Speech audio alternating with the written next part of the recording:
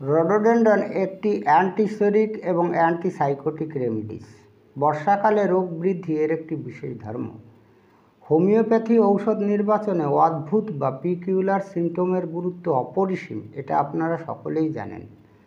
অনেক সময় দুই একটি পিকিউলার লক্ষণের ভিত্তিতে সঠিক ঔষধ নির্বাচিত হয়ে যায়।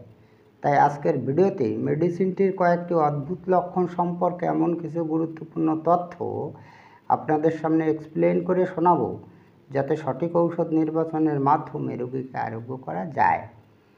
ভিডিওটি ভালো লাগলে লাইক, কমেন্ট, শেয়ার করবেন এবং আপনি যদি এই চ্যানেলে নতুন এসে থাকেন তাহলে চ্যানেলটিকে সাবস্ক্রাইব করে রাখবেন পরবর্তীতে নতুন ভিডিওর নোটিফিকেশন সবার আগে পাওয়ার জন্য। এবার আমাদের এই রডোডেন্ড্রনের 3টি অদ্ভুত লক্ষণ সম্পর্কে গুরুত্বপূর্ণ তথ্য আপনাদের সামনে খুব সহজ সরল ভাষায় আমি ব্যাখ্যা করে শোনাবো। তো আমি আপনাদের রিকোয়েস্ট করব, আপনারা ভিডিওটি না টেনে যদি এই 3টি লক্ষণ একটু মনোযোগ দিয়ে শোনেন এবং প্রয়োজন বোধে আপনার খাতায় বা ডায়েরিতে লিখে নেন, তাহলে কিন্তু আপনার ঔষধ নির্বাচন করতে খুব সুবিধা হবে। যাই হোক, ফিরে আসি। 3টি অদ্ভুত লক্ষণ কি কি রয়েছে। নাম্বার 1 অদ্ভুত লক্ষণ রয়েছে স্মৃতিশক্তির দুর্বলতা সম্পর্কে। তার মানে হচ্ছে যে রডোডেন্ড্রনের রোগীদের কিন্তু স্মৃতিশক্তির দুর্বলতা থাকে। তো এই স্মৃতিশক্তির দুর্বলতা 3টি বিষয়ে থাকে, একটু মনোযোগ দিয়ে শুনুন। নাম্বার এতে থাকে কথার সূত্রটি। কথার সূত্রটি কীরকম? যদি রডোডেন্ড্রনের রোগীরা যদি আপনার সঙ্গে কথা বলতে আসে, সে একটা সাবজেক্ট নিয়ে তো আসে। ধরুন একজন বৃদ্ধ লোক, সে আপনার কাছে বলতে এসেছিল তার মেয়ের বিবাহ সম্পর্কে। তাহলে আমরা জানলাম যে ওই ভদ্রলোকটি এসেছিল আপনার কাছে বিয়ের কথা বলতে, তার মেয়ের বিয়ের কথা বলতে, কিন্তু আসার পরে সে সাবজেক্টটাই ভুলে গেছে। অর্থাৎ মেয়ের বিয়ের কথা ভুলে গিয়ে আপনার কাছে কিন্তু অন্য কথা বলা শুরু করেছে। তো রডোডেন্ড্রনের যদি রোগী হয়ে থাকে তাহলে এই কথার সূত্রটি কিন্তু ভুলে যাওয়ার প্রবণতা দেখা যায়। নাম্বার বিতে আসি, লেখার সময় বাক্য বাদ যায়।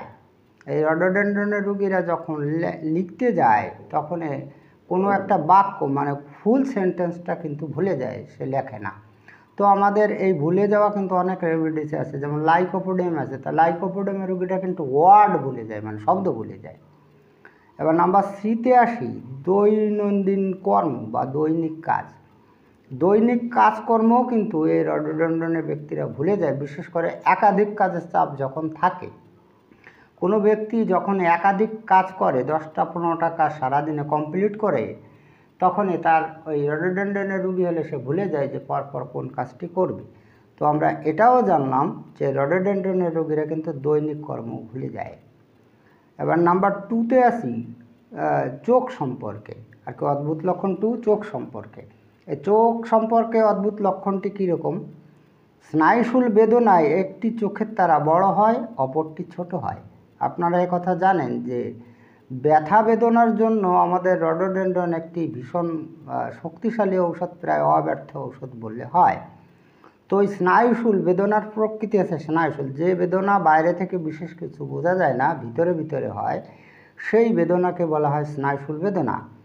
তো এই স্নায়ুশুল বেদনায় কোনো ব্যক্তির একটি চোখের তারা যদি বড় হয় আর অপরটি ছোট হয়, তাহলে সে অবশ্যই রডোডেন্ড্রনের রোগী। আপনি কিন্তু ব্যবহার করতে পারেন তখন এই ওষুধটি। অদ্ভুত লক্ষণ নাম্বার 3তে রয়েছে পা সম্পর্কে, মানে লেগ সম্পর্কে। কি, একটি পায়ের উপর আর একটি পা না চাপালে রোগীর কিন্তু ঘুম হয় না।